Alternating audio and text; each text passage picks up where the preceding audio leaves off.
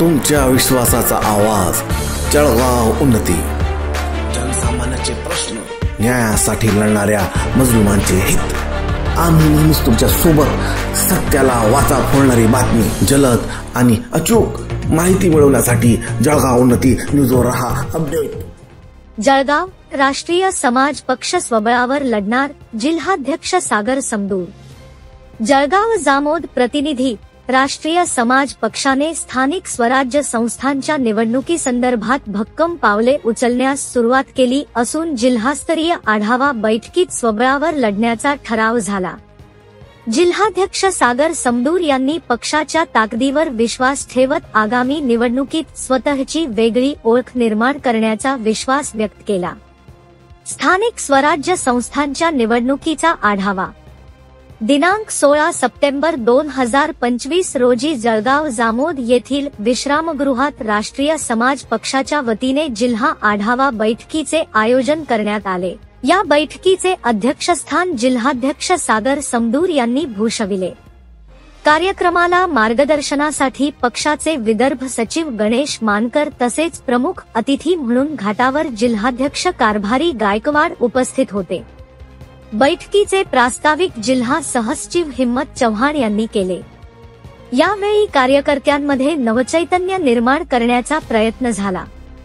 गणेश मानकर यांनी कार्यकर्त्यांनी संघटित राहून पक्षाचा प्रभाव वाढवावा असे आवाहन केले।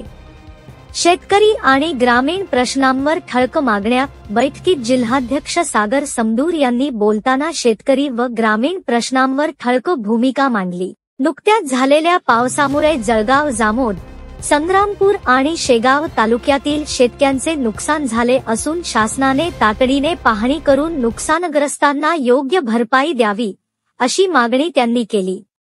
गायरान व पडीत जमिनीवर अनेक वर्षे शेती करणाऱ्या शेतकऱ्यांना कायमस्वरूपी पट्टे द्यावेत, अवैध शिकवणी केंद्रांवर कारवाई करावी तसेच घरकुल योजनेअंतर्गत बेघरांना त्वरित घरे उपलब्ध करून द्यावीत अशा मागण्या समदूर यांनी ठळकपणे मांडल्या। विकास कामांवर भर व रोजगाराचा मुद्दा। जिल्हाध्यक्षांनी पुढे बोलताना शेतकरी व शेतमजुरांना रोजगार मिळावा यासाठी विकासकामे त्वरित सुरू करण्याची आवश्यकता आहे असे मत मांडले। तसेच पक्षाच्या सर्व कार्यकर्त्यांनी एकजुटीने काम करून ग्रामीण भागातील प्रश्नांना प्राधान्य द्यावे असा संदेश दिला।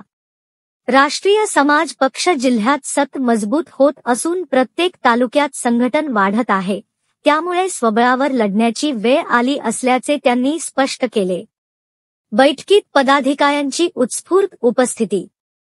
या बैठकीस राष्ट्रीय समाज पक्षाच्या महिला जिल्हा उपाध्यक्षा सौ.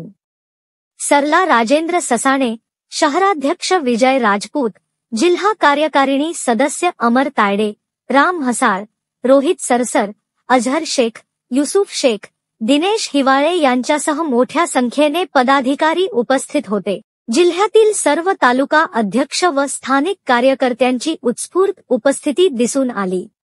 आभार प्रदर्शन राम मैसे यांनी केले। या बैठकीतून राष्ट्रीय समाज पक्षाने आगामी निवडणुकांसाठी आपली दिशा व ठाम भूमिका स्पष्ट केली। जळगाव उन्नती न्यूज, तुमच्या हक्काचा आवाज। आमच्या चॅनलला सबस्क्राइब करा आणि अशाच ताज्या व विश्वसनीय बातम्यांसाठी बेल आयकॉन दाबा। तुमच्या विश्वासावरच उभे राहतो जळगाव उन्नती न्यूज।